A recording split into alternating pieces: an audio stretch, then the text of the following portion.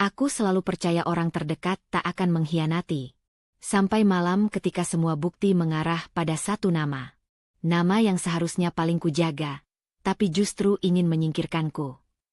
Sebelum mulai ceritanya, komen dulu kalian dari kota atau negara mana. Aku pengen tahu. Jangan lupa like, subscribe, dan aktifkan lonceng, supaya channel ini makin berkembang. Sudah 2 bulan ini ponselku sunyi dari nama yang paling sering muncul di layarnya. Nama Ibu Neni. Biasanya, beliau menelepon hanya untuk bertanya apakah aku sudah makan atau sekadar mengeluhkan tanaman cabai yang tidak kunjung berbuah. Aku selalu menganggapnya hal biasa, bagian kecil dari keseharian yang kuterima begitu saja.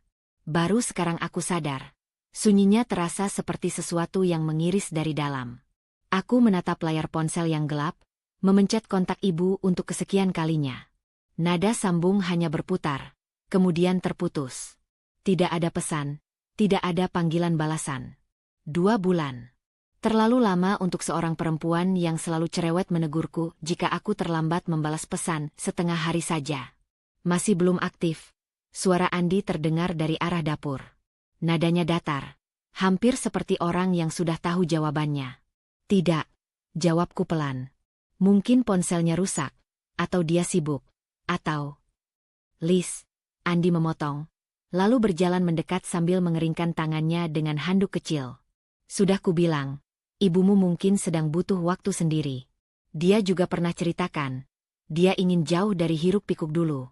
Jangan terlalu dipikirkan. Tapi 2 bulan, Andy. Suaraku pecah tanpa bisa kutahan. Andi menaruh tangannya di bahuku, sentuhan yang dimaksudkan untuk menenangkan, tapi entah mengapa terasa seperti menekan. Kamu ini terlalu cemas. Nanti kalau kita ke rumahnya dan ternyata dia baik-baik saja, kamu bakal malu sendiri. Aku menggeleng. Itu justru yang aku mau. Aku mau lihat ibu baik-baik saja. Tidak sekarang, tegasnya. Kamu tahu aku sedang fokus sama proyek kantor. Minggu depan, atau setelah deadline bulan ini, kita bisa atur waktu. Alasan itu lagi.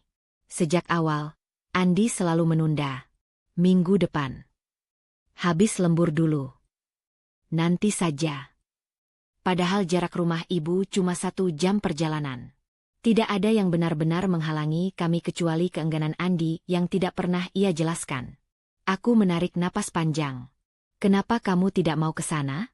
Ada sesuatu yang kamu sembunyikan. Andi langsung tertawa kecil. Kamu mulai berlebihan lagi. Boleh paranoid, tapi jangan ke aku juga. Aku suamimu. Aku cuma capek dan tidak mau membuang waktu untuk kekhawatiran yang tidak jelas. Kata-kata itu terasa seperti menamparku. Tapi aku diam.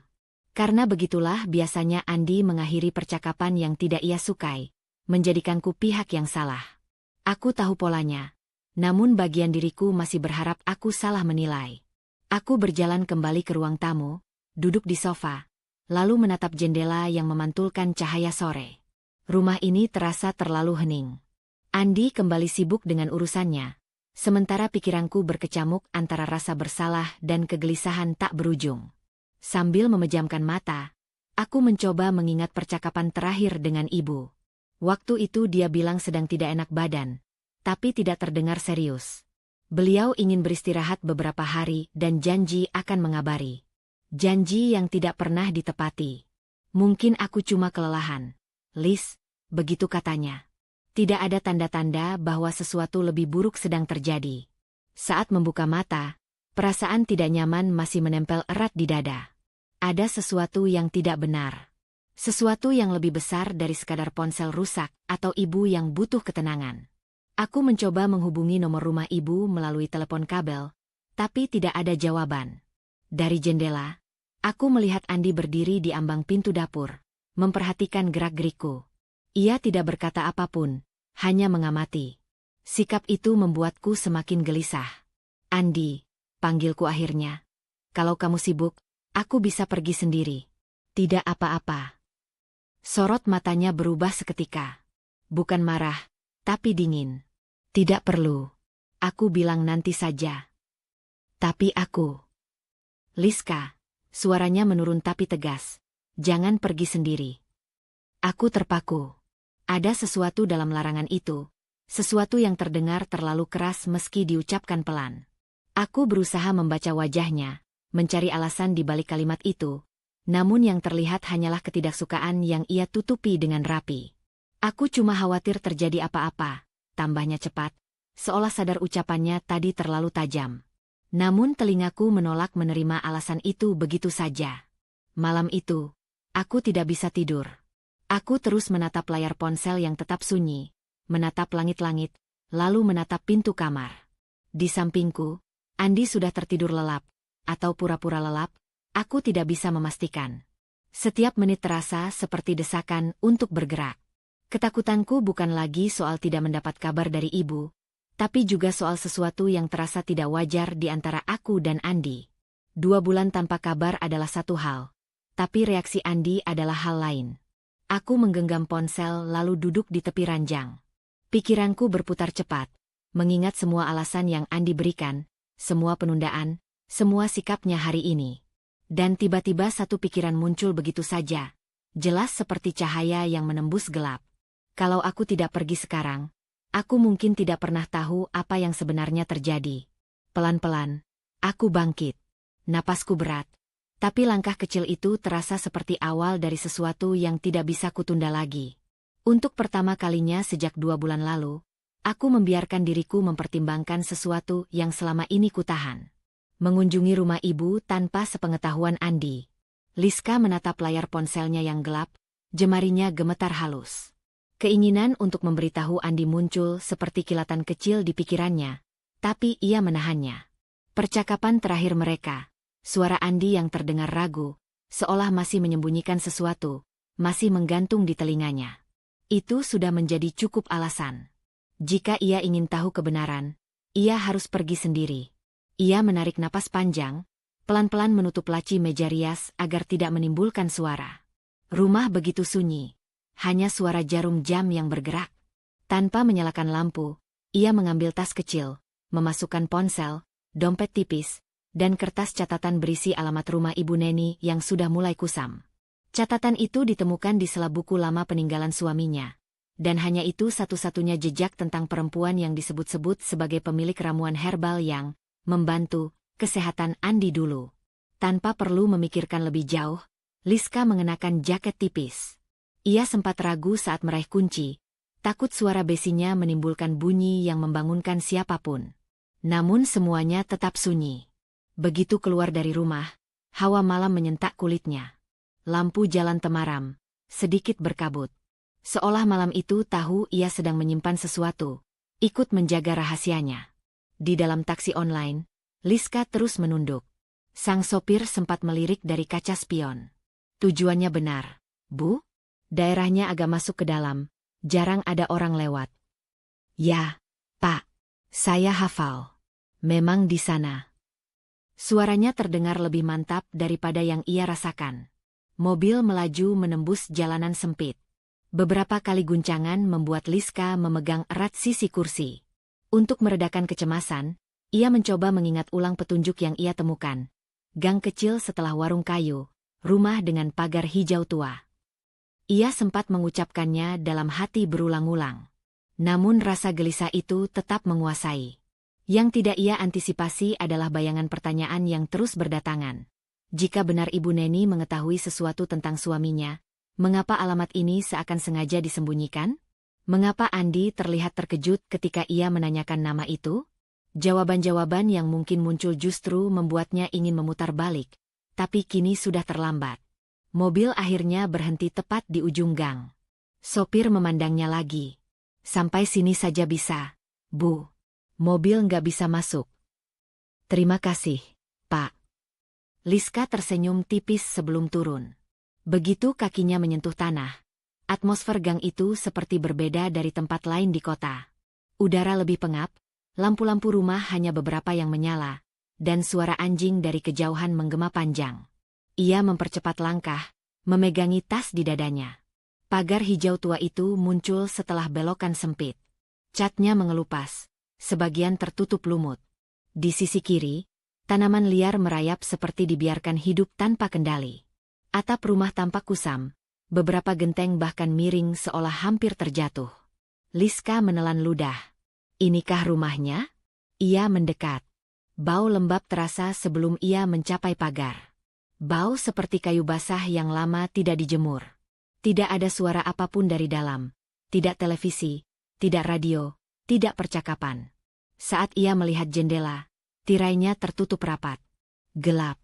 Ia sempat menoleh kanan-kiri, memastikan tidak ada seseorang yang memperhatikan. Gang itu terlalu sunyi. Hanya beberapa rumah berjarak cukup jauh. Jauh di dalam, instingnya berbisik bahwa tempat ini bukan sekadar rumah tua biasa. Liska membuka pagar perlahan. Engselnya berderit pelan. Suara kecil yang justru terasa memecah kesunyian. Langkahnya terhenti sesaat sebelum ia melanjutkan. Kali ini lebih hati-hati.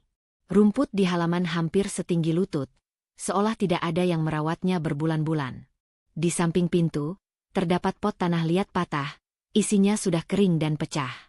Ia mengusap lengan sendiri ketika angin dingin menerpa, membawa debu halus yang membuat tenggorokannya gatal. Setelah beberapa detik ragu, ia mengangkat tangan dan mengetuk pintu. Tok, tok, tok. Tidak ada jawaban. Ia mencoba sekali lagi, sedikit lebih keras. Bu? Panggilnya dengan suara yang dipelankan, takut menggema di gang sempit itu. Ada orang.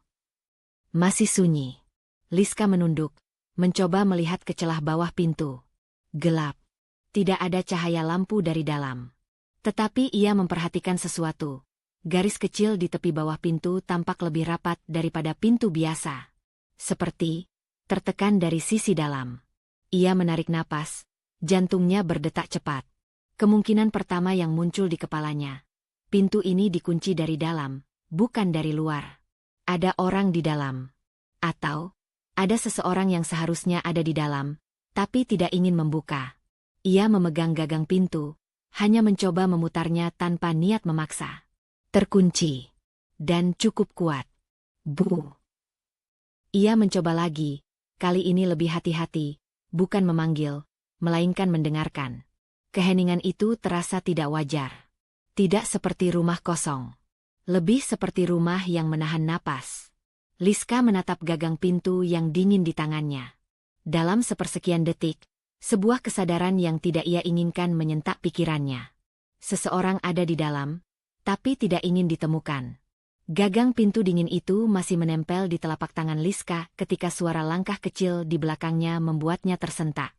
Ia memutar tubuh cepat, napas terhenti setengah, siap menghadapi siapapun yang muncul dari balik rumput liar dan bayangan gelap halaman itu.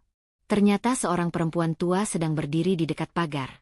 Sosok yang ia ingat samar dari cerita Ibu Sri, penjaga warung dekat rumah mereka dulu. Tetangga lama itu tinggal beberapa rumah dari tempat ini. Pernah disebut sebagai satu-satunya yang kadang mengawasi rumah Ibu Neni setelah perempuan itu jarang terlihat. Wajahnya turun-temurun keriput, tapi matanya tajam, penuh kewaspadaan. "Kamu cari Bu Neni?"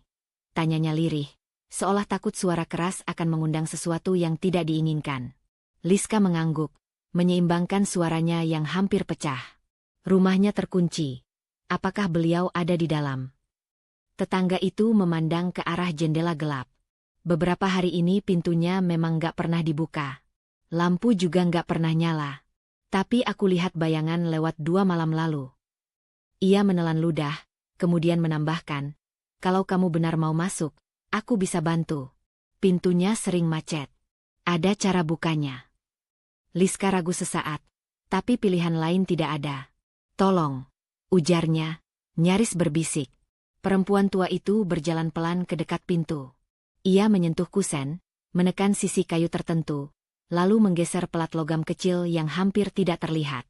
Liska memperhatikan dengan terkejut.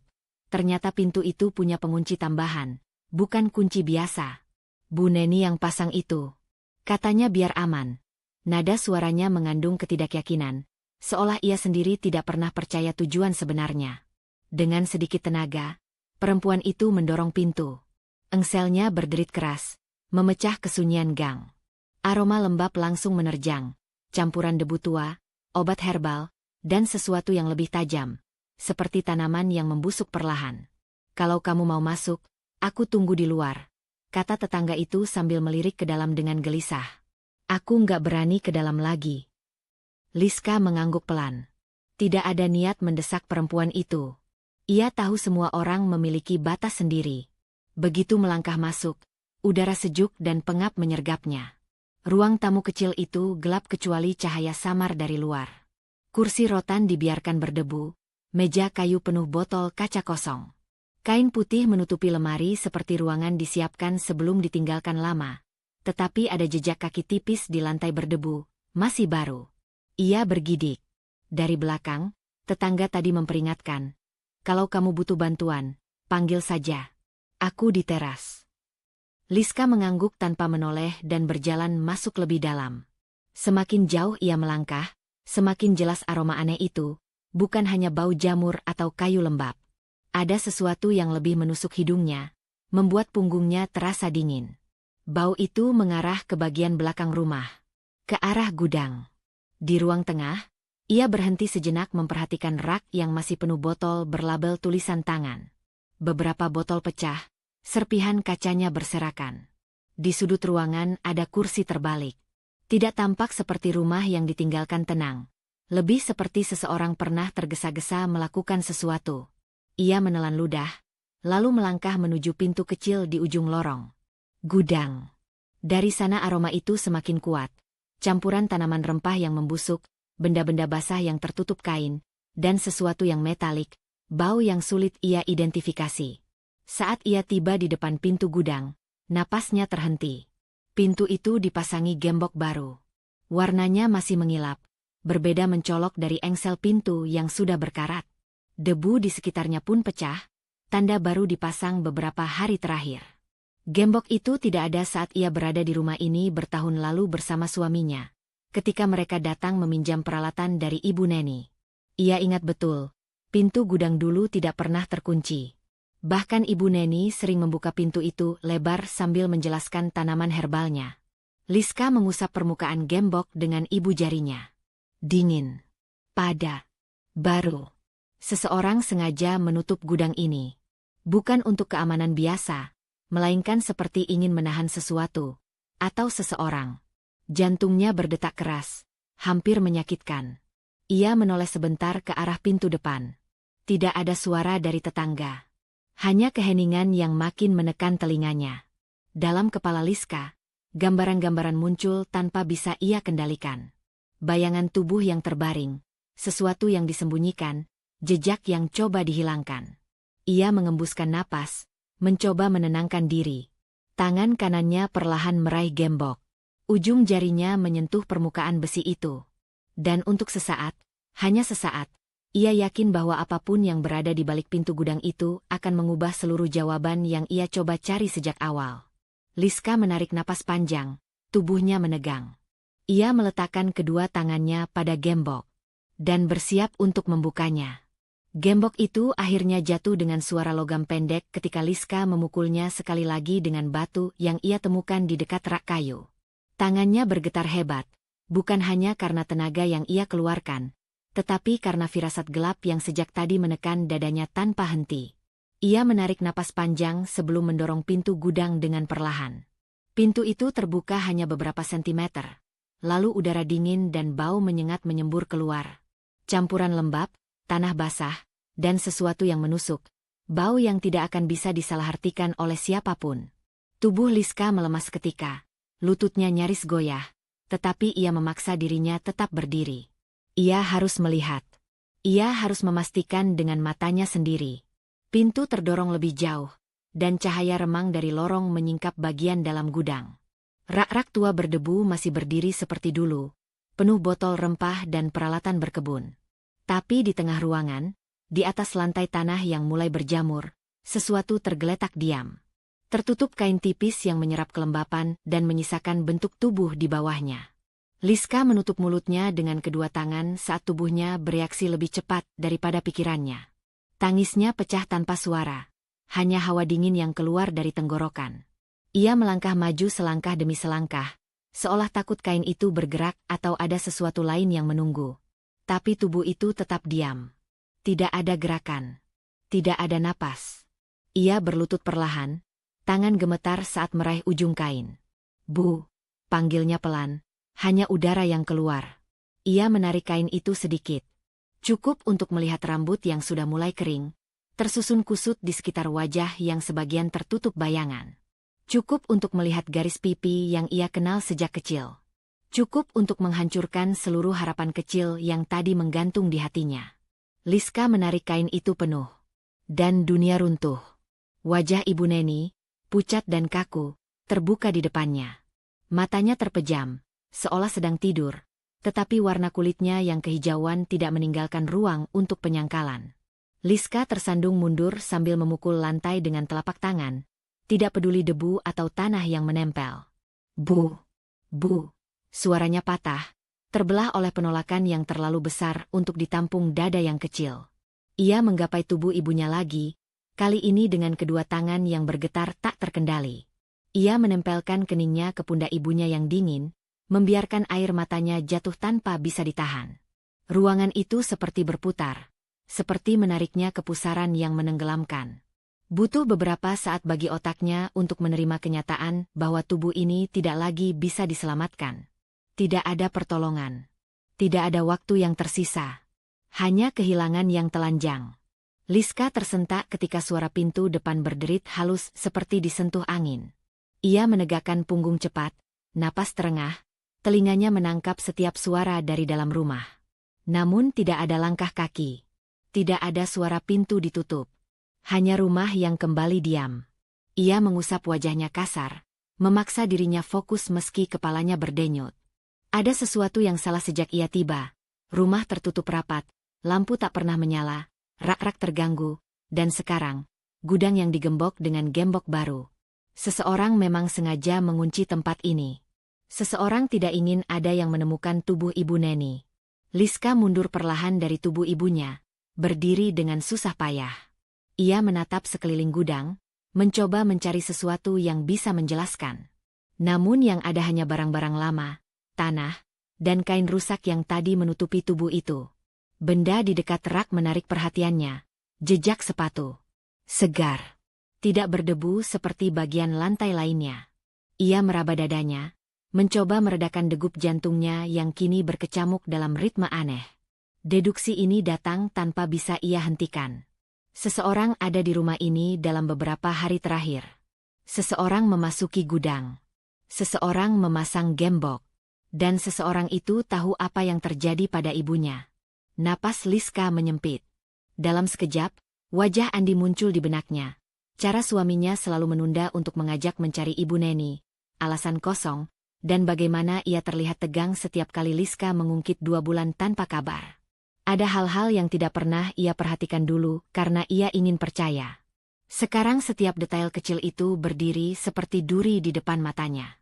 Ia menegakkan tubuhnya, walau kaki masih melemah. Ia menatap ibu yang terbaring diam di lantai, kemudian meremas ponsel di tangannya. Bu, aku janji, bisiknya dengan suara serak. Aku nggak akan biarin ini berhenti di sini. Dengan langkah limbung tapi mantap, Liska meninggalkan gudang. Ia dengan hati-hati menutup pintunya kembali, bukan untuk menyembunyikan, tetapi sebagai bentuk penghormatan sementara sampai bantuan datang. Begitu sampai di ruang tamu, ia tidak peduli tangannya gemetar. Ia mencari sinyal dan menekan nomor darurat. Nada sambung terdengar pelan, seperti bergema jauh. Operator darurat. Ada yang bisa kami bantu? Liska menelan tangis yang mengganjal lehernya. Saya menemukan, ibu saya. Suaranya pecah tetapi ia memaksa diri menyelesaikannya. Tolong kirim petugas. Ini bukan meninggal biasa. Ada yang tidak wajar. Ia memberi alamat dengan suara yang hampir hilang. Setelah menutup telepon, Liska berdiri mematung di tengah ruangan. Ia merasakan sesuatu berubah di dalam dirinya. Ketakutan yang tadi mengejar-ngejar kini berubah menjadi gelombang dingin yang jauh lebih kokoh. Ada kebenaran besar yang menunggu untuk dibuka. Dan ia baru saja mengambil langkah pertama menuju sana.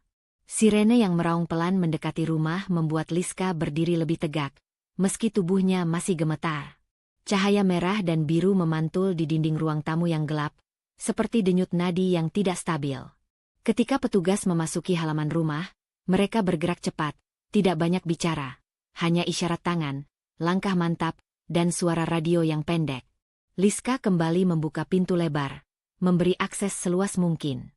Ia menghindari kontak mata, bukan karena takut pada polisi, tetapi karena wajahnya masih basah oleh air mata, dan ia tidak ingin siapapun melihat getaran yang belum berhenti di bibirnya. Salah satu petugas meminta ia menunjukkan lokasi temuan. Bukan percakapan panjang, hanya instruksi singkat, profesional. Liska mengangguk dan memandu mereka melewati lorong, sampai depan pintu gudang. Ia berhenti di sana, memberi ruang bagi petugas untuk masuk terlebih dahulu. Begitu pintu didorong, aroma busuk yang sejak tadi menghantuinya kembali menyeruak. Seorang petugas menyalakan lampu senter, kemudian menunduk, memeriksa tubuh yang tergeletak. Tidak ada komentar keras.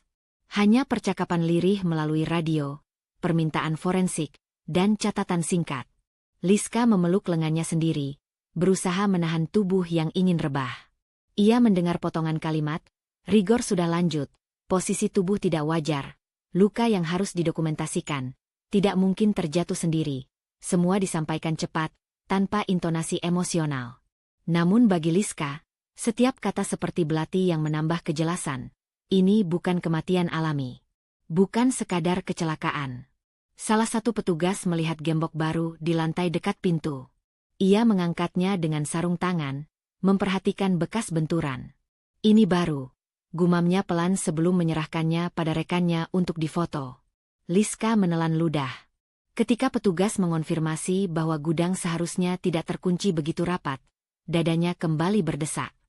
Ada sesuatu yang jelas dan telanjang mencolok dari fakta itu. Seseorang ingin menutup tempat ini. Seseorang ingin mengunci kebenaran bersama tubuh Ibu Neni. Ia menunduk, menahan kesadaran pahit itu agar tidak pecah lebih cepat daripada yang ia mampu tampung. Di tengah hiruk pendek pekerjaan polisi, suara mobil berhenti mendadak di depan rumah membuatnya terangkat dari lamunannya. Pintu mobil dibanting agak keras, suara yang tidak asing.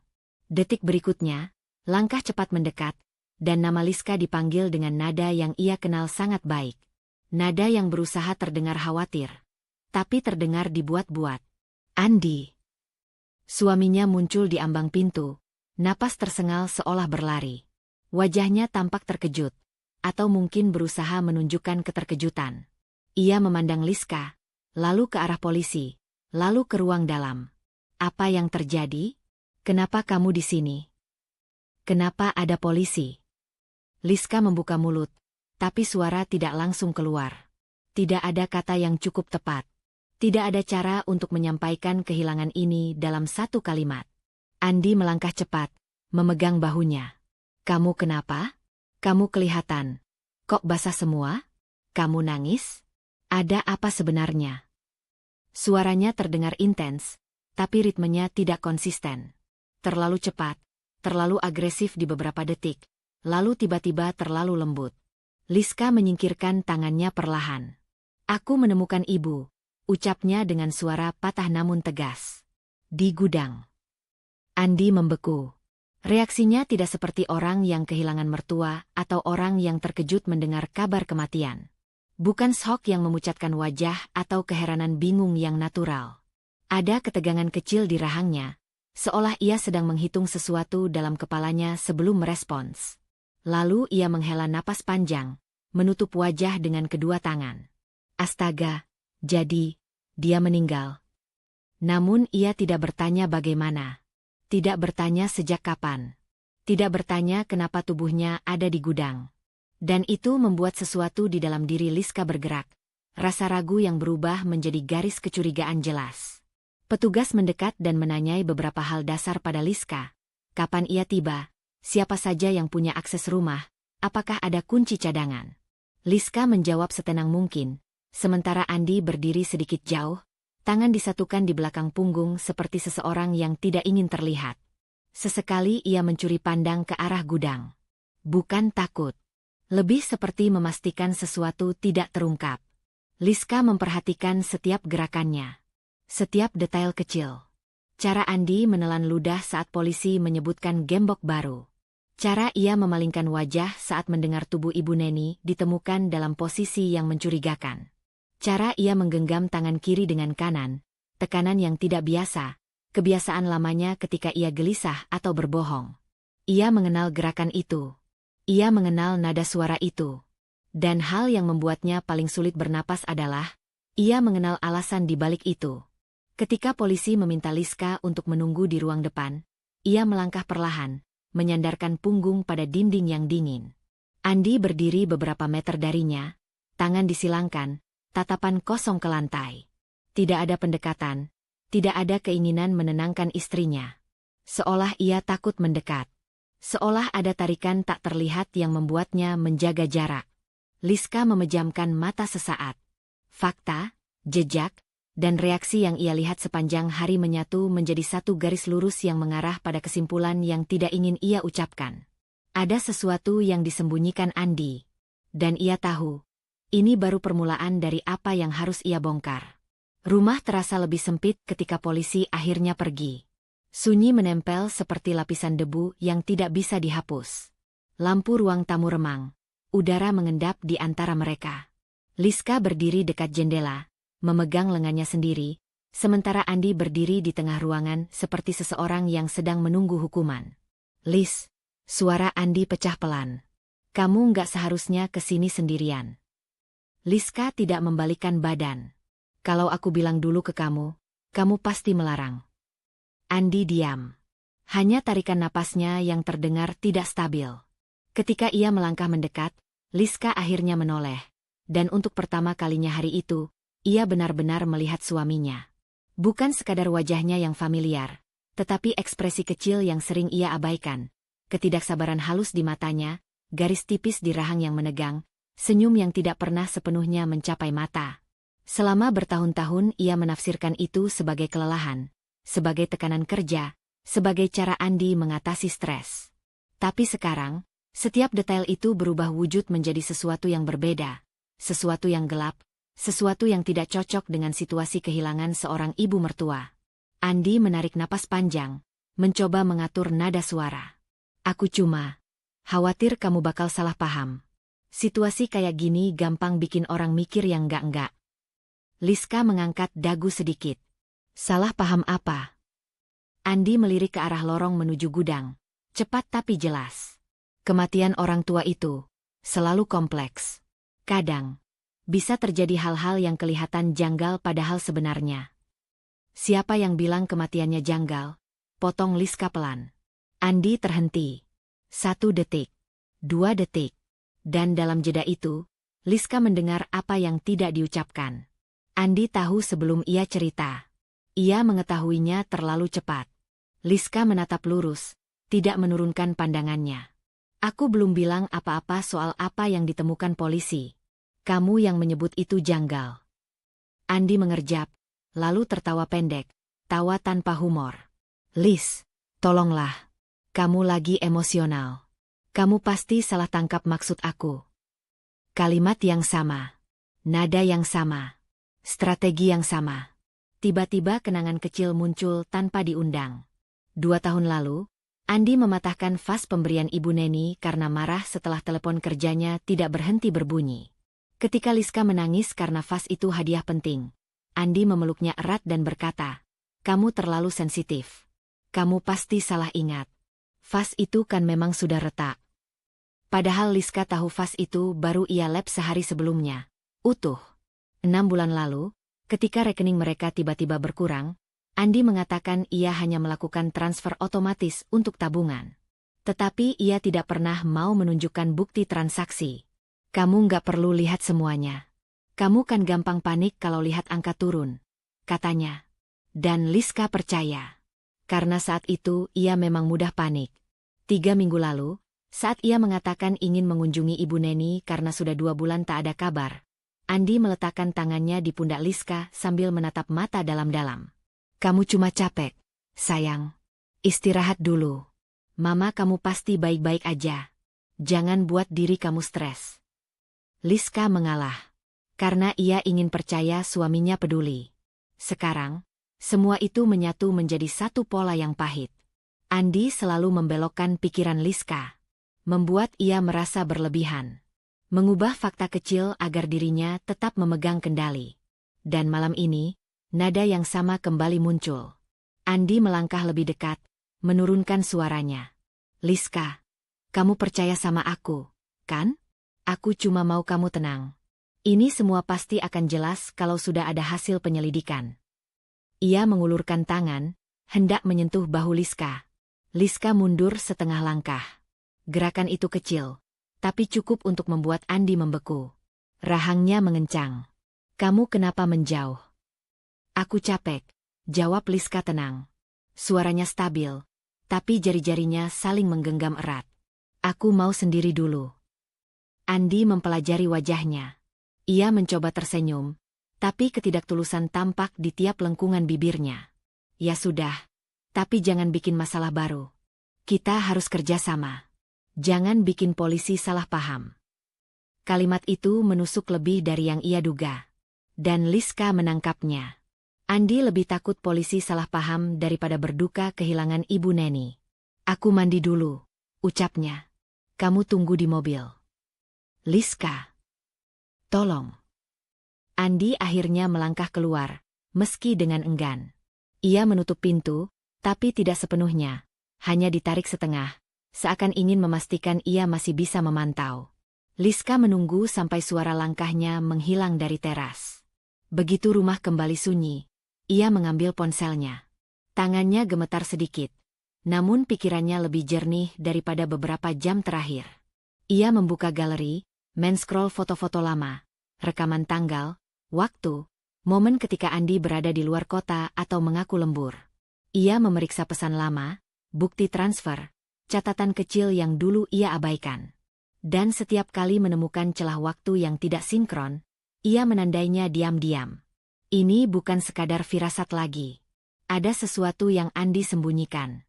Dan malam ini, Liska memutuskan untuk tidak lagi menjadi istri yang mengikuti kata-kata manis yang dibalut manipulasi. Ia akan mencari jawabannya sendiri, bahkan jika itu berarti membongkar wajah asli orang yang tidur di sampingnya selama bertahun-tahun. Ia menutup ponsel, menarik napas panjang. Lalu mulai menyusun potongan pertama dari penyelidikan diam-diamnya. Pagi itu, rumah terasa lebih sunyi dari biasanya. Liska duduk di meja makan, jari-jarinya mengetuk permukaan kayu tanpa sadar. Setelah semalam penuh pertanyaan, ia bangun dengan perasaan yang jauh lebih berat. Suara notifikasi dari ponselnya memecah keheningan. Pesan singkat dari pihak polisi, meminta ia datang sebentar untuk klarifikasi terkait temuan awal di rumah Ibu Neni. Liska menarik napas panjang. Baik, gumamnya lirih. Ia tak memberitahu Andi. Sejak kejadian di rumah ibunya, sikap suaminya terlalu sulit diprediksi. Kadang pura-pura perhatian, kadang dingin, seperti sedang menilai setiap kata yang ia ucapkan. Liska merasa lebih aman bergerak sendiri. Di kantor polisi, nada bicara petugas tetap formal dan netral, namun ada satu kalimat yang membuat tubuhnya menegang. Bu Liska, selain sidik jari almarhumah, kami menemukan sidik jari tambahan di beberapa pegangan pintu dan permukaan dalam rumah, termasuk area dekat gudang. Kami masih mencocokkannya. Liska mencoba mempertahankan ekspresi tenang. Sidik jari, tambahan, ulangnya perlahan. Betul. Kami akan informasikan lebih lanjut setelah proses identifikasi. Ia hanya mengangguk. Tidak ada nama yang disebut, tidak ada tuduhan. Tetapi kalimat itu menguasai kepalanya sepanjang perjalanan pulang. Sidik jari tambahan. Siapa yang masuk ke rumah ibunya? Dan kenapa Andi terlihat tidak kaget sama sekali saat mengetahui Ibu Neni ditemukan di gudang? Sesampainya di rumah, Andi sedang berada di ruang tamu, seolah menunggunya. Kamu dari mana? Tanyanya cepat, terlalu cepat. Liska tersenyum tipis. Keluar sebentar. Perlu udara. Andi menatapnya lama. Tatapannya seperti mencoba menembus dinding pikirannya. Liska, kamu kelihatan aneh beberapa hari ini. Aneh. Liska menghela napas singkat. Ibu meninggal. Wajar kalau aku tidak seperti biasanya. Andi tidak menjawab, hanya menatapnya lagi, lalu kembali ke dapur. Liska merasakan sesuatu menusuk perutnya. Perasaan bahwa ia sedang diperhatikan terus-menerus. Siang hari, Liska memutuskan kembali ke rumah ibunya. Polisi sudah selesai dengan olah TKP awal, dan ia butuh memeriksa sesuatu yang mengganggunya sejak tadi malam. Ia masuk dengan kunci cadangan yang sudah ada di tangannya sejak dulu. Rumah itu masih penuh garis pembatas, namun sudah diperbolehkan dikunjungi keluarga inti. Bau lembab bercampur debu membuat dada Liska terasa sesak. Ia menuju kamar ibu. Lemari di sudut ruangan dibiarkan terbuka oleh polisi. Liska menyapu pandangan ke setiap sudut, berusaha mengingat letak dokumen penting yang biasa disimpan Ibu Neni. Surat tanah, bukti kepemilikan rumah, hingga akta warisan dari kakek neneknya. Liska membuka laci bagian bawah, yang paling jarang disentuh orang luar. Ada bekas cetakan debu di dalamnya, seperti sesuatu pernah tergeletak cukup lama, tetapi sekarang kosong. Padahal ia ingat betul, ada map tebal berisi fotokopi dokumen warisan. Sekarang map itu hilang. Jantungnya berdebar keras. Ia meraba bagian belakang laci, berharap dokumen hanya bergeser. Tidak ada. Laci lain ia buka. Kosong juga. Satu-satunya hal yang tersisa hanyalah buku catatan kecil milik Ibu Neni. Halaman terakhir penuh coretan tidak selesai, seolah ibunya menulis terburu-buru. Liska menelan ludah. Ada seseorang yang mengambil dokumen-dokumen ini sebelum polisi datang. Seseorang yang tahu lokasi penyimpanan, atau cukup familiar dengan rumah ibu. Liska duduk di lantai, mencoba menenangkan napasnya. Tapi pikirannya berlari liar. 2 bulan tanpa kabar. Rumah yang terkunci dari dalam. Gudang yang digembok baru. Sidik jari tambahan. Dokumen hilang. Ia teringat Andi. Teringat gerakan tangan suaminya yang semalam terus meremas-remas meja. Seperti gelisah tapi berusaha menutupi sesuatu. Teringat bagaimana selama 2 bulan terakhir Andi selalu punya alasan ketika Liska ingin mengunjungi ibunya. Alasan rapat, alasan ia terlalu lelah, alasan, nanti saja, kamu pasti capek. Liska mengusap wajahnya. Tidak, belum tentu, bisiknya ke diri sendiri. Ia tidak boleh gegabah menuduh. Tapi bayangan Andi muncul lagi. Tatapan kosong, ucapan datar, dan sikap yang terlalu tenang saat polisi membawa jasad ibu keluar. Liska berdiri dan mengeluarkan ponsel. Ia memotret sudut lemari kosong, laci, bekas debu. Bukti kecil, tapi tetap bukti. Saat hendak keluar dari kamar, ponselnya bergetar. Pesan dari Andi. Kamu di mana? Liska menahan napas beberapa detik. Ia tidak menjawab. Tidak sekarang. Ia menatap sekeliling rumah ibunya, merasakan dingin menjalari tengkuk.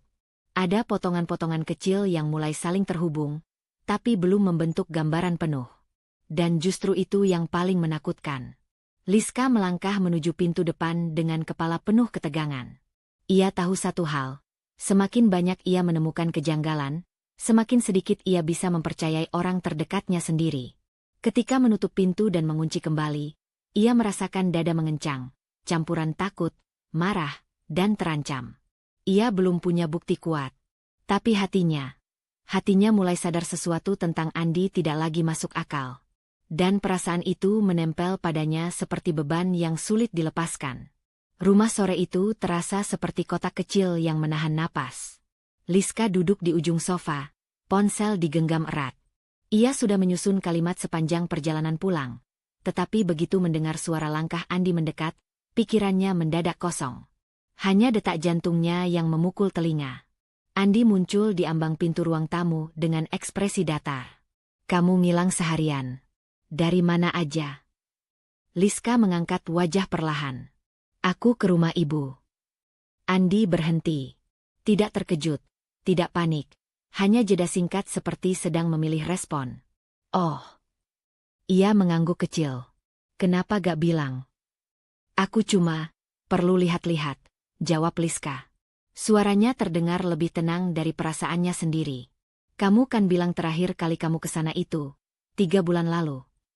Andi menatapnya tajam, lalu santai lagi. Iya. Waktu kamu sibuk sama kerjaan. Aku cek ibu kamu, tapi dia lagi gak di rumah. Aneh, sahut Liska pelan. Soalnya waktu itu ibu masih rutin telepon aku. Dan dia jarang pergi jauh. Andi menyandarkan satu tangan ke lengan sofa. Ya mungkin dia keluar sebentar. Kita gak bisa tahu. Liska mengangguk pelan. Mungkin. Ia harus mengikuti alur, tidak boleh menyerang langsung. Terus, lanjutnya, Kapan tepatnya kamu ke rumah ibu terakhir? Andi mengangkat alis. Kan udah aku bilang. 3 bulan lalu. Tanggal berapa? Andi terdiam sepersekian detik. Hanya sepersekian. Tetapi cukup bagi Liska untuk melihat celah. Awal bulan, jawabnya akhirnya. Aku lupa tanggal pastinya. Yang jelas awal bulan. Liska menunduk sedikit, membiarkan momen itu lewat. Awal bulan, gumamnya. Berarti kamu beneran masuk ke rumah? Ya, pintunya kebuka. Biasanya ibu kamu suka lupa ngunci, kan? Liska mengangkat pandangan. Andi, suaranya rendah namun jernih. Pintu rumah ibu selalu terkunci dari dalam. Selalu. Kamu sendiri sering ngomel karena susah dibuka. Andi terdiam lebih lama dari sebelumnya. Tidak banyak, hanya beberapa detik. Tapi wajahnya berubah seperti seseorang yang baru dihentikan oleh pertanyaan tak terduga. Ya, mungkin aku salah ingat, katanya akhirnya. Bisa aja waktu itu dia keluar bentar dan lupa ngunci. Jawaban itu terdengar rapi. Terlalu rapi. Liska menautkan jemari, sengaja membuat kesunyian semakin menekan. Kalau pintunya kebuka, berarti kamu masuk. Kamu lihat apa? Gak ada apa-apa. Andi cepat menjawab. Rumahnya sepi. Aku cuma ngecek beberapa menit.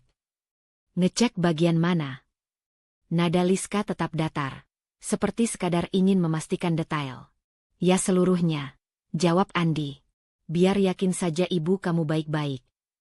Termasuk gudang. Andi mengerjap. Sekali lagi perubahan ekspresi kecil itu muncul. Sebuah retak halus yang sulit ditutupi. Gudang? Enggak. Ngapain aku ke gudang? Itu kotor. Tapi kamu bilang, seluruh rumah. Ya, maksudku, ruangan-ruangan penting. Kamar, dapur. Liska menatap matanya dengan tenang. Satu persatu, jawaban Andi saling bertabrakan dengan pernyataan sebelumnya. Tidak ada kesinambungan dalam ceritanya. Dan setiap kali ia mengoreksi diri, raut mukanya berubah seperti seseorang yang mulai kehabisan ruang untuk berdiri. Kenapa kamu tiba-tiba nanya detail begini? Andi akhirnya bertanya, suaranya lebih keras dari sebelumnya. Kamu mau nuduh aku macam-macam? Ini semua karena kamu lagi sedih. Lis, kamu gak mikir jernih. Liska menghembuskan napas perlahan. Bukan marah, bukan membalas. Hanya melepas tekanan yang terlalu lama tertahan. Aku cuma tanya, katanya pelan. Soalnya polisi nemu sidik jari tambahan di rumah ibu. Bukan sidik jariku.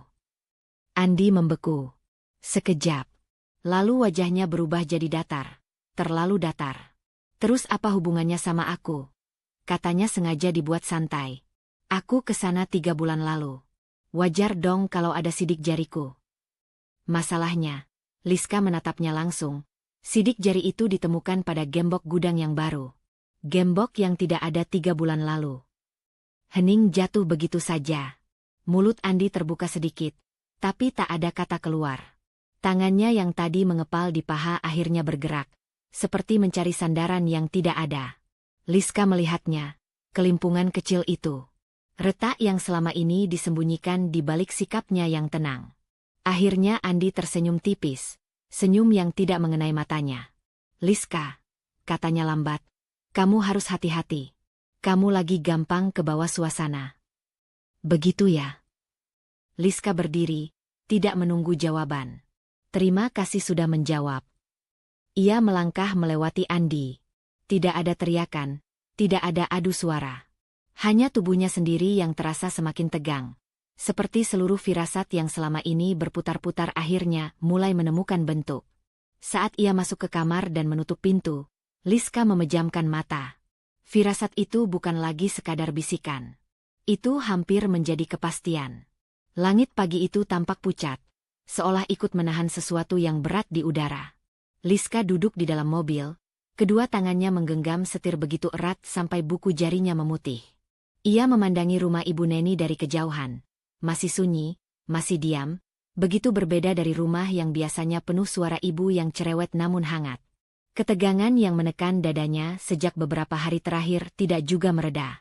Justru semakin kuat, terutama setelah percakapan terakhir dengan Andi yang penuh celah dan retakan. Sejak polisi mulai memeriksa tempat kejadian dan menemukan sidik jari tambahan, pikirannya tak berhenti berputar. Setiap detail kecil yang dulu ia abaikan kini seakan bersinar menyilaukan. Jawaban Andi yang tak konsisten, ketergesaannya menutup topik, cara dia menghindari kontak mata saat ditanya soal gudang. Semua itu menyatu dengan satu arah yang menakutkan. Liska menarik napas panjang sebelum akhirnya keluar dari mobil. Ada satu hal yang ingin ia cek pagi ini.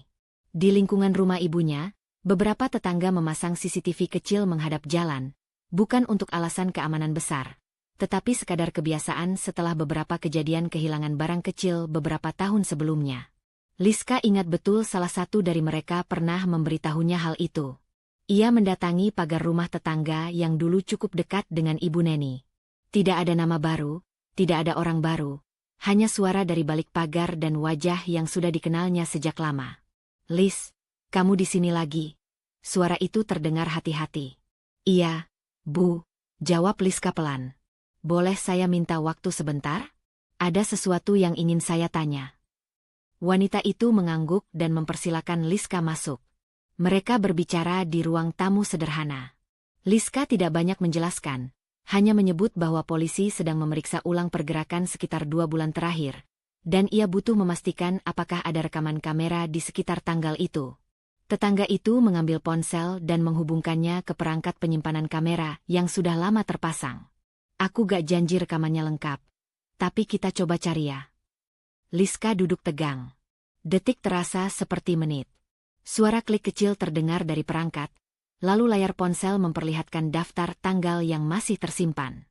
3 bulan terakhir sebagian besar terhapus otomatis, tapi cuplikan dari 2 bulan lalu, tepat pada masa ketika Ibu Neni mulai hilang kontak, masih tersisa.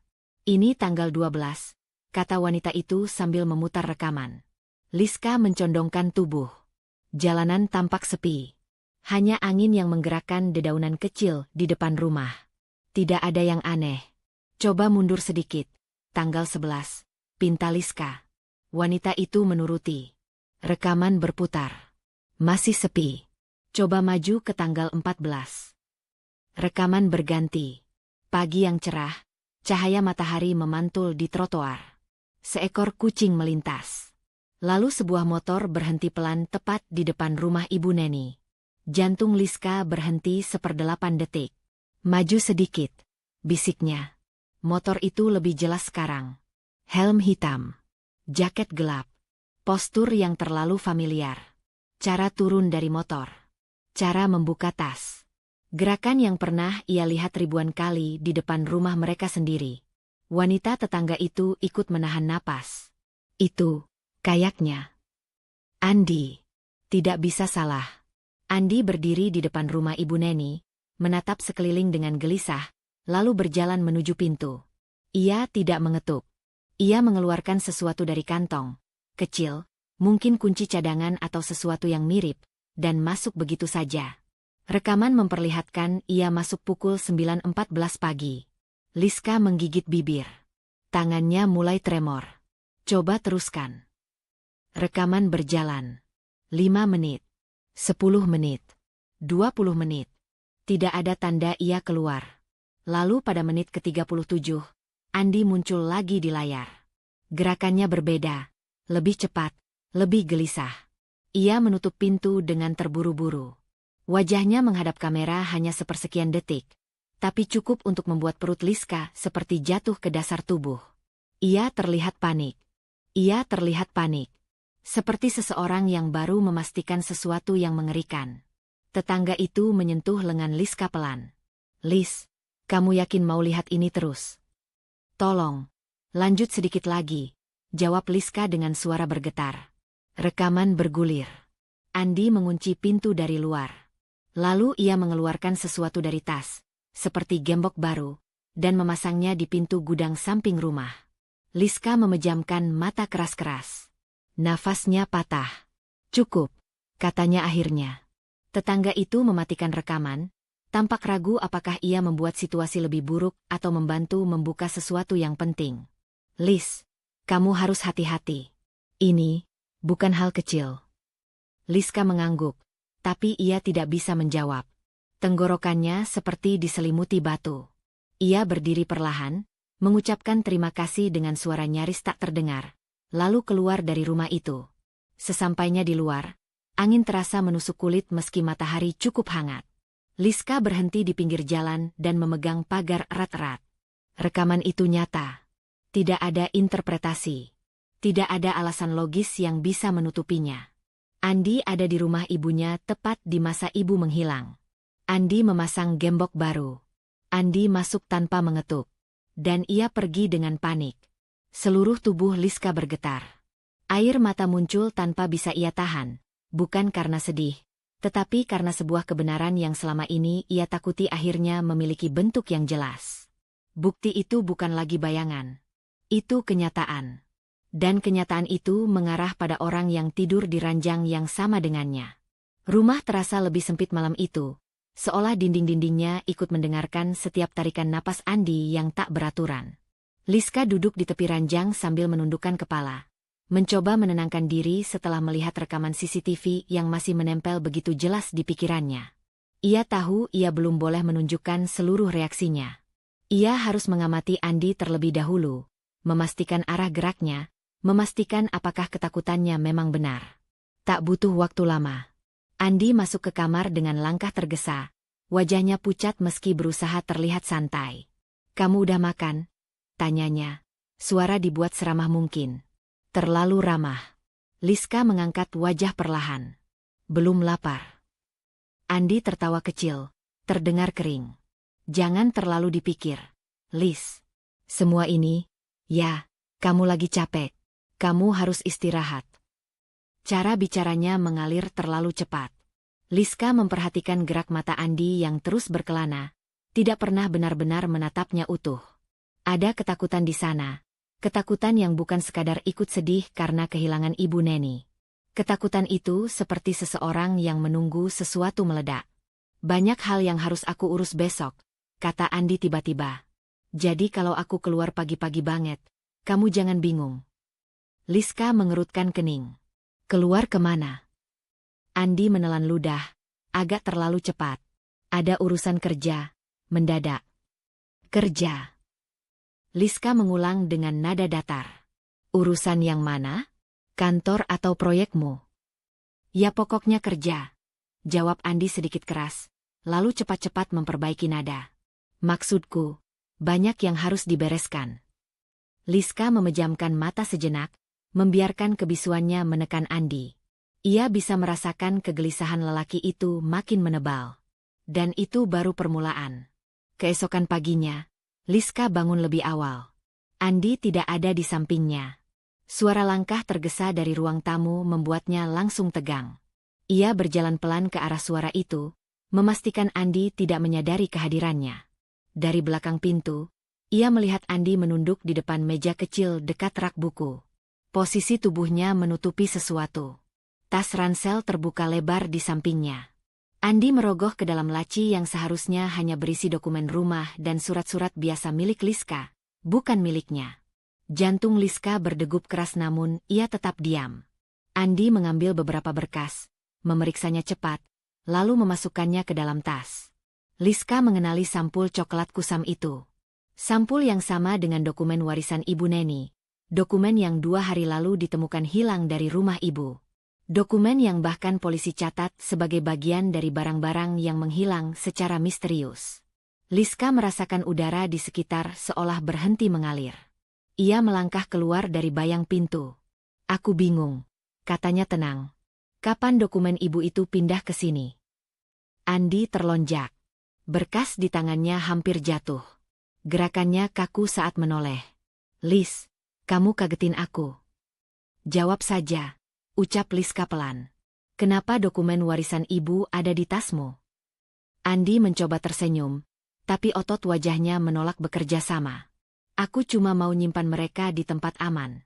Kamu tahu sendiri rumah ibu kamu berantakan waktu itu." "Berantakan," ulang Liska datar.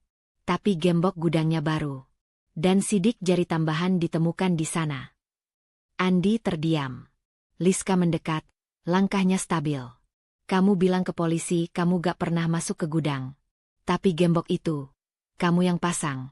Aku sudah lihat rekaman. Wajah Andi mendadak memucat. Ia memalingkan pandangan, tidak berani menatap mata Liska. Tangannya menggenggam tas ransel seolah itu satu-satunya hal yang bisa menyelamatkannya dari sesuatu yang jatuh menimpa kepala. Lis, dengar aku dulu, katanya cepat. Suara mulai bergetar meski ia berusaha menahannya. Semua itu cuma kebetulan. Aku ke rumah ibumu buat bantu ngecek keadaan. Itu aja. Gemboknya. Mungkin aku cuma salah ingat. Kebetulan, kata Liska datar, bahwa kamu ada di rumah ibu di hari dan jam yang sama saat ibu menghilang? Kebetulan kamu masuk tanpa mengetuk? Kebetulan kamu pasang gembok baru?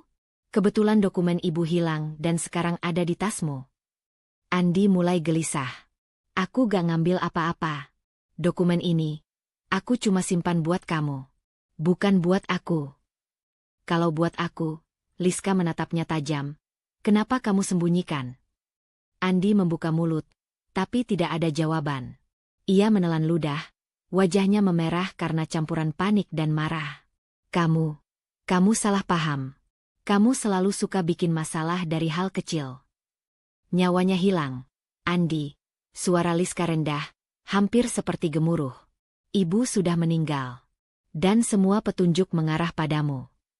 Andi membanting tas itu ke lantai. Kamu gak ngerti apa-apa. Hidup kita udah cukup susah. Lis, kalau kamu...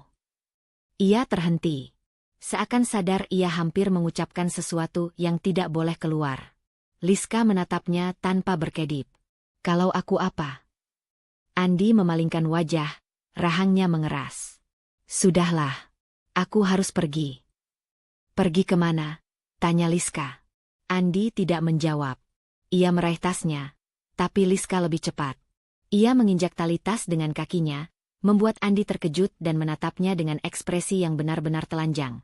Rasa bersalah yang selama ini ia tutupi, akhirnya muncul di depan mata. Aku cuma mau melindungi kita, bisik Andi, suaranya serak. Kamu harus percaya. Tapi semua tindakanku hari ini, jawab Liska, membuktikan aku tidak bisa. Andi terdiam.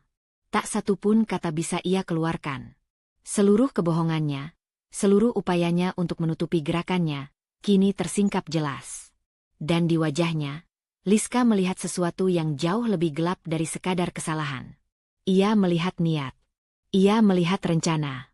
Ia melihat seseorang yang tahu apa yang telah ia lakukan, dan takut dunia mengetahuinya. Ruang tamu terasa lebih sempit dari biasanya. Lampu kuning pucat memantul di dinding, menciptakan bayangan panjang yang membuat tubuh Liska seolah terjepit. Sejak memergoki Andi menyembunyikan dokumen warisan tadi sore, pikirannya tak berhenti berputar. Setiap potongan bukti, sidik jari tambahan, rekaman CCTV, dokumen hilang, semuanya seperti menekan dadanya dari dalam. Andi duduk di sofa, tubuhnya kaku. Kedua telapak tangan saling menggenggam erat seakan itu satu-satunya pegangan hidup yang tersisa. Ia tidak menatap Liska. Tidak punya keberanian. Atau tidak punya alasan lagi? Liska berdiri di depannya, menahan gemetar. Aku cuma mau satu hal. Kebenaran. Suaranya rendah, tegas, bukan teriakan. Dan justru karena itu terasa lebih mengancam. Andi menelan ludah. Kamu salah paham. Semua ini. Berhenti. Liska mengangkat tangan. Jangan pakai kalimat yang sama. Jangan bersembunyi di balik kata, salah paham. Dokumen itu di tanganmu. CCTV menunjukkan kamu ada di rumah ibu 2 bulan lalu. Dan kamu bilang ke aku kamu tidak pernah ke sana setelah Lebaran. Bahunya merosot seketika. Nafasnya tercekat. Aku memang ke sana. Akhirnya ia mengaku. Tapi cuma buat ngobrol. Kita sempat ada perselisihan. Tapi bukan kayak yang kamu pikir. Perselisihan apa? Liska langsung menembak, tanpa memberi ruang Andi untuk merangkai kalimat aman. Ia menggeleng cepat, tergesa, gerakannya terlalu gugup hingga tidak terlihat natural. Cuma, ya, gara-gara warisan itu. Ibumu salah paham sama aku. Dia selalu curiga aku mau ikut campur urusan keluarga kalian. Itu aja. Itu aja. Liska mencondongkan tubuh, tatapannya tajam. Kalau itu aja, kenapa kamu sembunyikan dokumen warisan dari meja kerjaku? Kenapa kamu panik? Kenapa kamu berbohong soal kedatanganmu ke rumah ibu? Andi membuang muka, menatap jendela gelap. Jemarinya bergetar. Aku takut kamu marah.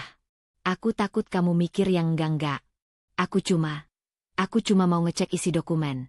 Lis, bukan mau macam-macam. Kamu ngecek dokumen warisan ibuku diam-diam. Suara Liska merendah, hampir berbisik, tapi mengiris. Kamu sadar betapa tidak masuk akalnya alasanmu? Andi menggigit bibirnya, jelas terdesak. Ia mencoba mengatur napas, tetapi malah terdengar semakin tidak stabil. Ibumu memang sensitif soal harta. Dia nuduh aku. Macam-macam. Itu sebabnya kami ribut. Tapi aku nggak pernah niat jahat. Liska memperhatikan wajahnya, kedipan mata yang terlalu cepat, ketidakkonsistenan nada bicara, jeda panjang ketika ia harus memilih kata. Semua itu seperti retakan besar pada dinding kebohongan Andi. Kamu bilang cuma ribut, ujar Liska perlahan. Tapi kenapa ketika aku tanya ke polisi, mereka bilang ada tanda-tanda seseorang berada di rumah itu tidak lama sebelum kejadian? Dan sidik jari tambahannya cocok dengan. Cukup. Andi memotong, terlalu cepat. Panik. Jangan ngomong kayak gitu. Seolah-olah aku. Seolah-olah kamu apa? Liska menahan diri agar suaranya tidak pecah. Seolah-olah kamu punya peran lebih besar dari yang kamu akui. Andi terdiam. Sejenak, hanya suara jam dinding yang terdengar. Suara detiknya mendadak terasa seperti palu kecil yang memukul nurani. Setelah beberapa detik yang menyesakan, Andi akhirnya berkata lirih. Iya, aku salah. Aku harusnya cerita semuanya dari awal. Aku terlalu takut kehilangan kamu kalau kamu tahu aku dan ibumu sempat konflik besar. Tapi, aku bersumpah, Lis. Aku enggak. Jangan bersumpah dulu, potong Liska. Sampai kamu berani jujur dari awal sampai akhir. Wajah Andi berubah. Sekilas, sangat sekilas, ada sesuatu yang muncul di matanya. Ketakutan? Penyesalan? Atau ancaman? Liska tidak tahu. Tapi perubahan ekspresi itu membuat udara di antara mereka makin berat. Andi, katanya pelan, kalau kamu pikir aku akan diam setelah sampai di titik ini, kamu salah besar. Ia mengambil langkah mundur, bukan karena takut pada Andi, tetapi karena ia merasa seluruh hidupnya sedang berpindah arah. Hatinya berdenyut kencang, seperti memberi aba-aba bahwa inilah momen penentuan.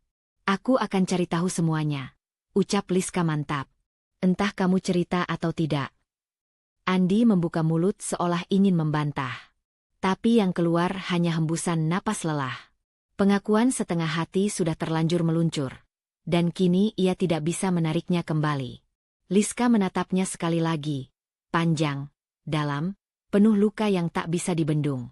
Firasatnya yang sejak awal hanya berupa bayangan samar kini berubah menjadi bentuk yang hampir utuh. Ia belum melihat semuanya. Belum memegang seluruh kebenaran. Tapi ia sudah cukup tahu.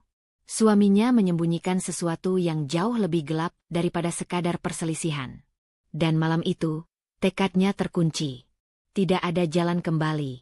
Ruang penyidik Polres sore itu terasa terlalu terang bagi Liska. Lampu putih di langit-langit seolah menyinari setiap sisi hatinya yang sedang retak. Di depan meja, 3 barang utama tergeletak.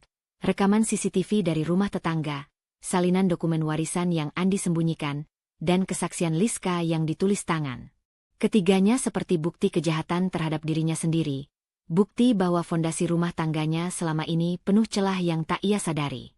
Petugas penyidik membuka map bening berisi dokumen warisan. Ini salinan yang Anda temukan di antara barang suami Anda. Liska mengangguk, meski suaranya tercekat. Ya, itu dokumen yang ibu saya simpan. Saya tidak tahu bagaimana bisa berpindah ke tangan Andi, tanpa sepengetahuan saya. Penyidik lain memutar laptop, menampilkan rekaman CCTV. Gambar agak buram, tapi sosok yang berjalan di depan pagar rumah Ibu Neni 2 bulan lalu sudah cukup jelas. Gerakan bahu, tinggi badan, cara membawa tas, semuanya cocok dengan Andi. Dan Anda sudah memastikan tanggalnya? Tanya polisi kedua. Sudah, jawab Liska dengan napas yang berat. Tetangga bilang kamera itu otomatis menyimpan tanggal. Saya cek langsung di perangkatnya.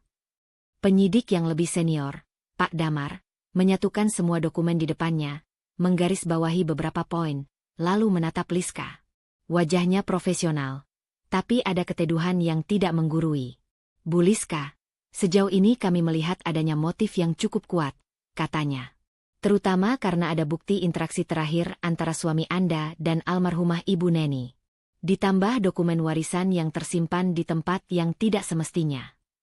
Kata motif itu seperti pukulan ke dada Liska. Ia menunduk, meremas jemari sendiri sampai memutih. Berulang kali ia mencoba menjaga jarak emosional selama memberikan kesaksian. Tetapi setiap kali nama Andi disebut, bagian tubuhnya ikut berkontraksi. Apakah semua ini cukup untuk menyimpulkan dia bersalah? Suara Liska pecah sedikit. Bukan karena ingin membela Andi, tapi karena ia takut jawabannya akan membuka luka yang lebih dalam. Pak Damar menggeleng pelan. Belum.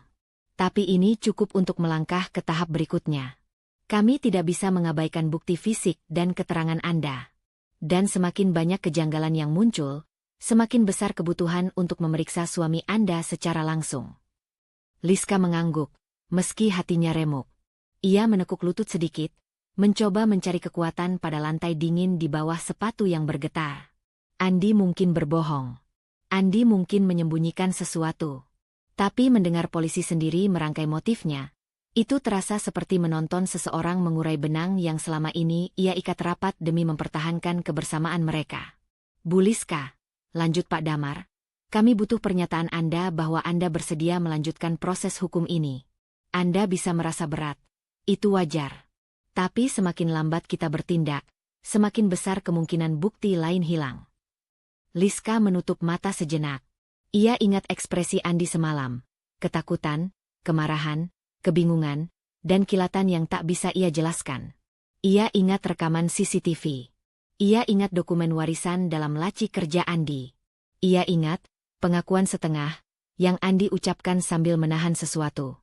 Ketika ia membuka mata lagi, sorotnya sudah stabil. Saya bersedia, ucapnya tegas. Saya ingin kebenaran penuh, apapun bentuknya. Pak Damar mengarahkan pandang pada dua penyidik lain, lalu menutup map bukti itu dengan satu gerakan mantap. Baik, dengan bukti dan kesaksian yang ada, kami akan mengambil langkah selanjutnya. Langkah apa? Liska tidak bertanya. Ia hanya merasakan dadanya mengencang, tangan menjadi dingin. Namun ketika penyidik itu berdiri, merapikan berkas, dan berkata, kami akan memanggil suami Anda untuk diperiksa resmi. Liska tahu. Inilah titik yang memisahkan kehidupan lamanya dari kehidupan yang akan datang.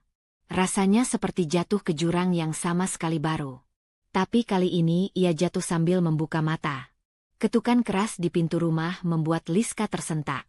Ia sedang duduk di meja makan, kedua tangan gemetar memegang cangkir teh yang sejak tadi tidak disentuh. Setelah menyerahkan semua bukti kepada polisi kemarin, ia tahu akan ada langkah berikutnya. Tetapi ia tidak menduga akan secepat ini. Pintu diketuk lagi. Lebih tegas. Lebih pasti. Suara laki-laki terdengar dari luar. Formal namun tidak kasar. Kami dari kepolisian. Mohon buka pintu. Liska berdiri perlahan. Tubuhnya seakan tidak mengikuti kehendak pikirannya. Ketika ia membuka pintu, 3 petugas sudah berada di teras. Salah satunya menunjukkan surat penangkapan. Santun, prosedural, tanpa ekspresi berlebihan. Andi menuruni tangga kamar sambil mengancingkan kemeja. Ada apa ini? Kalian salah alamat. Suaranya berusaha tegas, tetapi ketegangan di garis rahangnya terlalu jelas. Salah satu petugas menjelaskan tujuan kedatangan mereka. Tuduhan sementara. Pemeriksaan lanjutan. Bukti-bukti yang mengarah. Semua disampaikan lugas. Namun Andi tertawa kecil. Tidak, ini pasti kesalahpahaman. Liska, kamu yang minta mereka datang? Kamu serius? Liska tidak menjawab. Ia hanya menatap lantai, bukan karena takut, tapi karena menahan gejolak yang naik seperti gelombang. Petugas mendekat. Saudara Andi, Mohon ikut ke kantor. Kami akan memproses sesuai prosedur. Andi mundur setengah langkah. Tunggu. Saya harus bicara dengan istri saya dulu. Sebelum polisi menahannya, Andi menatap Liska tajam.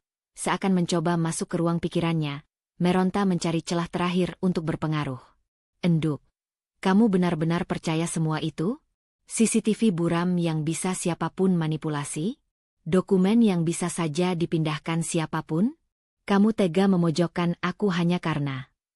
Ia berhenti. Entah karena menyadari kata-kata itu tidak membantu, atau karena ia sendiri bingung apa yang harus dibela. Liska mengangkat wajah pelan. Aku cuma ingin tahu apa yang sebenarnya terjadi pada ibu. Nada suaranya stabil, tapi matanya memerah. Sebuah pengingat singkat menyayatnya. 2 bulan tanpa kabar dari Ibu Neni dan jawaban Andi yang selalu mengulur waktu. Ekspresi Andi berubah. Dari marah menjadi lembut. Dari defensif menjadi merayu. Sayang, kamu tahu aku selalu menjagamu. Kamu tahu aku tidak akan pernah melakukan hal buruk itu. Kita sudah melewati banyak hal. Kamu percaya kan? Kamu percaya aku. Di masa lalu, mungkin Liska akan runtuh oleh kalimat itu. Intonasinya, pilihan katanya, cara Andi membungkus manipulasi dengan kasih sayang. Tapi tidak hari ini.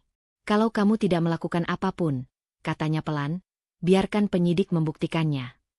Andi mematung. Ucapan itu memutus tali lama yang selama bertahun-tahun menjerat Liska. Polisi mendekat untuk memasangkan borgol. Maaf, ini prosedur. Andi mengangkat tangan, tapi matanya hanya tertuju pada Liska. Kamu akan menyesal. Kamu tidak tahu apa yang kamu lakukan. Liska, dengar aku. Aku melakukan ini semua untuk kita. Kata semua itu membuat napas Liska tercekat. Ia tidak tahu apakah Andi sedang mengancam, membela diri, atau justru secara tidak sadar mengakui sesuatu. Petugas menuntun Andi keluar. Di ambang pintu, Andi menoleh sekali lagi. Tatapan campuran amarah, ketakutan, dan sisa kendali yang terkikis. Kemudian mobil polisi menutup pintu dengan dentuman pendek, dan suara sirene kecil menyala sebentar sebelum kendaraan itu bergerak perlahan menjauhi rumah. Ketika suara mesin memudar, barulah Liska sadar ia sudah menahan napas terlalu lama. Ia bersandar ke dinding, lututnya melemas. Rasanya seperti tali berat yang selama ini membelit dadanya tiba-tiba terputus, melegakan, tapi meninggalkan nyeri yang menusuk. Ia mengusap wajahnya, tidak tahu apakah ia sedang menangis, gemetar, atau sekadar kehabisan tenaga. Andi sudah ditahan. Bagian dirinya merasa bebas. Bagian lainnya merasa hancur. Namun dalam kehampaan itu, satu hal jelas. Untuk pertama kalinya sejak 2 bulan lalu, ia merasa langkah menuju kebenaran benar-benar telah dimulai. Ruang sidang pagi itu terasa lebih dingin dari biasanya. Liska duduk di baris bangku paling depan, kedua tangannya mengatup di pangkuan. Seolah itu satu-satunya cara agar dirinya tidak hancur di tengah ruangan penuh tatapan dan suara berbisik. Sudah berminggu-minggu sejak Andi ditangkap, namun bayangan ketika ia dibawa keluar rumah masih menempel di sudut pikirannya. Hari ini, semuanya akan terbuka. Ketika Andi masuk dengan pengawalan petugas, langkahnya tampak jauh lebih berat dibanding pertama kali ditahan. Wajahnya pucat, rambutnya sedikit berantakan, dan kemeja tahanan berwarna kusam tidak lagi memancarkan kesombongan yang dulu selalu ia pakai sebagai perisai. Namun mata itu masih sama, mencari celah untuk mempengaruhi siapapun yang menatap terlalu lama. Liska menarik napas perlahan. Ia tidak ingin gentar. Tidak sekarang. Hakim membuka sidang dengan kalimat formal. Jaksa mulai membacakan dakwaan, tindakan kriminal, motif ekonomi, rekayasa penghilangan nyawa. Kata-kata itu tajam dan berat. Ruangan hening kecuali suara yang menggema dari mikrofon. Liska menunduk sebentar, mencoba menahan gelombang panas yang tiba-tiba naik ke kepalanya saat mendengar nama Ibu Neni disebut berkali-kali. Hanya satu kalimat singkat yang muncul di pikirannya. Bu, aku di sini. Aku dengar semuanya. Jaksa menyajikan bukti satu persatu. Rekaman CCTV yang memperlihatkan Andi mendatangi rumah Ibu Neni 2 bulan lalu. Sidik jari yang ditemukan di pintu gudang. Dokumen warisan yang hilang dan kemudian ditemukan tersembunyi di ruang kerja Andi. Laporan autopsi yang memperlihatkan tanda-tanda kekerasan dan kondisi tubuh yang tidak sesuai dengan narasi, meninggal wajar, seperti yang pernah Andi kelabui. Setiap bukti diproyeksikan ke layar. Setiap detail menelanjangi lapisan-lapisan kebohongan yang selama ini dibangun dengan sangat halus. Liska beberapa kali menutup mulut dengan tangan untuk menahan napas tercekat. Rasanya seperti dadanya diremas paksa. Serpihan ingatan berkelebat, pesan yang tidak pernah dibalas, telepon yang selalu dialihkan, alasan Andi yang terdengar meyakinkan saat itu, tapi sekarang terbukti hanyalah manipulasi. Sementara itu, Andi duduk tegak. Bibirnya mengatup rapat. Sesekali ia menatap Liska dari jauh. Tatapan itu bukan lagi tatapan menenangkan seperti dulu. Kini penuh dengan frustrasi dan rasa tak terima. Ketika jaksa membacakan rangkaian kronologi lengkap, ruangan terasa seperti menyusut. Andi memasuki rumah korban dengan kunci cadangan yang ia dapatkan saat memperbaiki pintu belakang. Ia memaksa korban menyerahkan dokumen aset dan menandatangani surat kuasa. Terjadi perlawanan. Terdakwa kemudian melakukan tindakan yang menyebabkan kematian korban, kemudian menyembunyikan jasadnya di gudang dan mengunci dari luar menggunakan gembok baru. Liska mengerjapkan mata cepat, tubuhnya menegang. Ia tahu kemungkinan terburuk, tapi mendengar kata-kata itu dilafalkan jelas, runtut, dan tidak bisa dibantah membuat dunianya seakan runtuh lagi untuk kedua kalinya. Ibu Neni selalu tegas, selalu kuat. Membayangkan ibunya berhadapan dengan Andi, melawan, dan kalah, itu membuat Liska menunduk, bahunya bergetar pelan. Ketika giliran pembelaan Andi, ia berdiri dan mulai bicara. Suaranya berusaha stabil, namun ada nada pecah yang tidak bisa ia sembunyikan. Itu bukan seperti yang kalian kira. Saya hanya ingin dia berhenti menghalangi rencana kami. Menghalangi masa depan kami. Liska dan saya seharusnya mendapatkan kehidupan yang lebih baik. Suara di ruangan bergemuruh pelan. Andi melirik Liska sesaat, seperti memohon. Liska tahu bagaimana ibunya memperlakukannya. Ibunya keras. Ibunya tidak pernah. Hakim memotong dengan ketukan palu. Fakta yang relevan saja. Andi terdiam, napasnya tersengal. Namun kata, rencana kami, terngiang di kepala Liska seperti gema yang tidak mau mati. Ia hampir tidak percaya Andi masih berusaha membungkus kejahatan dengan dalih cinta dan masa depan bersama. Pada titik itu, Liska merasakan sesuatu dalam dirinya berubah. Rasa takut yang selama ini menggigit perlahan pecah, tergantikan sesuatu yang lebih jernih. Ia tidak lagi melihat Andi sebagai suaminya, atau seseorang yang pernah ia percayai. Yang berdiri di sana hanyalah seseorang yang telah menghancurkan keluarganya dan membutakan dirinya sendiri demi ambisi. Sesi terakhir sidang berlangsung lebih singkat. Hakim menegaskan ketersediaan bukti, kesaksian, rekaman, dan konsistensi kronologi. Suara detik jam terdengar begitu jelas di kepala Liska saat hakim bersiap membacakan keputusan. Andi, berdasarkan bukti yang kuat dan tidak terbantahkan, pengadilan menjatuhkan hukuman penjara seumur hidup atas tindakan yang menyebabkan kematian Neni serta upaya penguasaan aset secara melawan hukum. Ruangan hening. Tidak ada yang bergerak. Bahkan napas pun seolah berhenti. Andi mematung.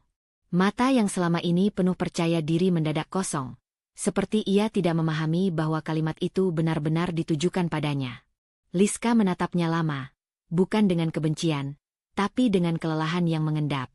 Ada rasa lega yang pahit, seperti udara segar yang masuk melalui jendela setelah badai menghancurkan seluruh rumah. Andi akhirnya dibawa keluar ruang sidang, kedua tangannya diborgol. Tidak ada kalimat terakhir. Tidak ada protes. Hanya langkah-langkah panjang yang terdengar menghilang di lorong. Ketika pintu ruang sidang menutup, Liska perlahan duduk kembali. Semua yang ia perjuangkan selama berbulan-bulan, semua ketakutan yang ia pendam, semua kebenaran yang ia cari, akhirnya berada di hadapannya dengan bentuk yang paling jelas. Ia mengusap pipi yang basah. Napasnya turun naik, tetapi untuk pertama kalinya, ia merasa benar-benar bisa bernapas. Angin sore menyapu halaman rumah Ibu Neni ketika Liska membuka pagar perlahan. Sudah beberapa hari sejak putusan hakim menjatuhkan hukuman seumur hidup kepada Andi, dan setiap langkah yang Liska ambil ke arah rumah ibunya terasa seperti menembus lapisan-lapisan kenangan yang masih panas, masih mentah. Namun hari ini, ia datang bukan untuk mencari jawaban lagi. Jawaban sudah ia dapatkan, meski pahit. Hari ini ia datang untuk menata sisa hidupnya. Rumah itu masih sama seperti terakhir ia tinggalkan ketika polisi melakukan pemeriksaan. Cat dinding yang mulai memudar, pot bunga yang dulu dirawat Ibu Neni masih belum tersentuh sejak ditemukan, dan halaman kecil yang tampak lebih sepi dari sebelumnya. Tetapi dari jarak tertentu, rumah itu tidak lagi terasa seperti tempat tragedi. Ada sesuatu yang terasa perlahan berubah. Atau mungkin itu dirinya yang berubah. Liska menyapu debu tipis dari pegangan pintu sebelum memutar kunci. Ketika pintu terbuka, aroma lembut kayu tua langsung menyambutnya. Ia berdiri sejenak di ambang pintu, menatap ruang tamu yang dulu dipenuhi suara tawa ibunya. Ada rasa perih, tapi tidak menghancurkan. Rasanya lebih seperti luka yang sedang memudar. Ia melangkah pelan ke dalam. Ruangan itu rapi karena pihak penyidik sudah menyelesaikan tugasnya, tetapi tetap meninggalkan suasana kosong, seperti tempat yang menunggu seseorang kembali pulang. Liska berjalan menuju meja kecil di sudut ruangan, tempat ibunya biasa menyimpan catatan belanja dan kacamata yang sering hilang. Barang-barang itu masih ada di sana, rapi dalam kotak yang disusun pihak kepolisian. Liska mengambil kacamata itu, menggenggamnya dengan kedua tangan. "Bu," suaranya patah, namun lembut. "Aku sudah selesai. Semua sudah jelas." Bukan kabar kemenangan, bukan pula ungkapan bahagia. Lebih seperti laporan dari perjalanan panjang yang terlalu berat untuk dijalani seorang diri. Ia meletakkan kacamata itu perlahan, menahan napas yang bergetar.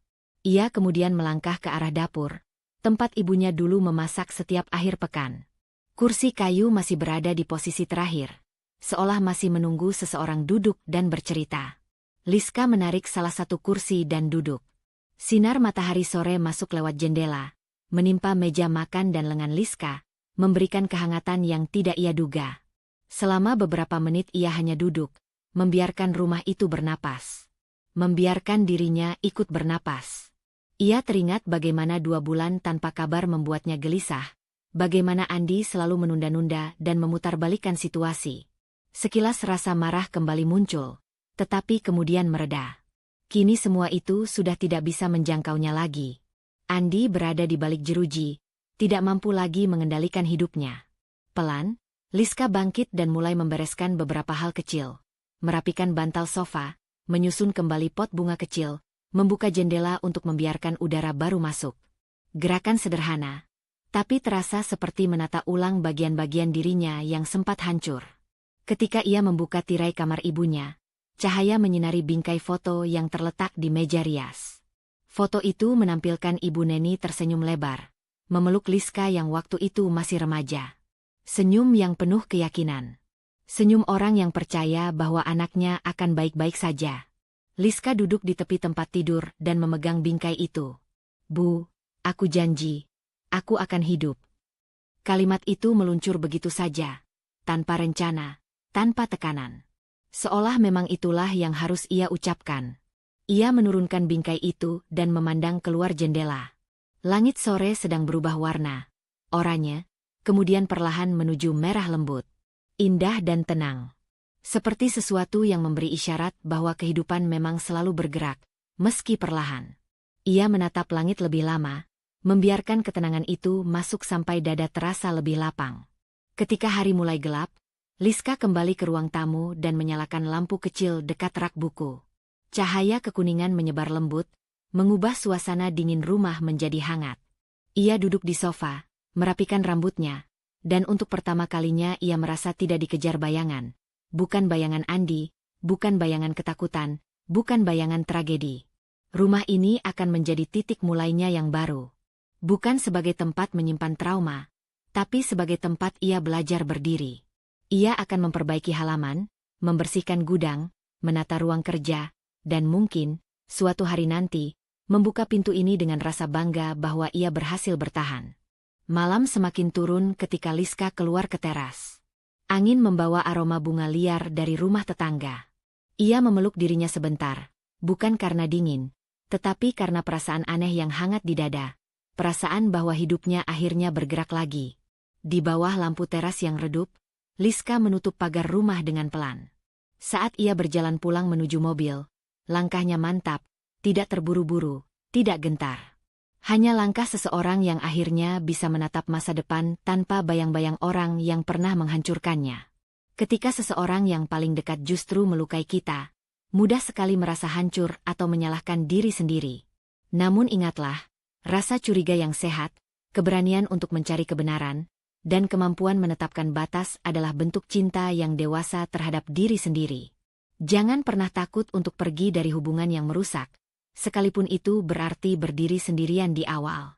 Luka memang pedih, tetapi hidup selalu menyediakan ruang baru untuk tumbuh ketika kita memilih untuk melindungi diri dan mengatakan yang benar. Terima kasih telah mengikuti kisah ini hingga akhir. Semoga cerita Liska menjadi pengingat bahwa keberanian tidak selalu terdengar lantang. Kadang ia hadir lewat langkah kecil, air mata yang ditahan, atau keputusan sulit yang kita ambil demi tetap waras dan hidup. Tetap kuat, tetap jujur pada hati sendiri, dan semoga hari-harimu selalu dipenuhi ketenangan serta keberanian baru. Sampai bertemu di cerita berikutnya. Berikut hoax pembuka 1 kalimat, 3 baris, kuat, dramatis, dan langsung menangkap inti ceritanya. Aku selalu percaya orang terdekat tak akan mengkhianati. Sampai malam ketika semua bukti mengarah pada satu nama. Nama yang seharusnya paling kujaga, tapi justru ingin menyingkirkanku.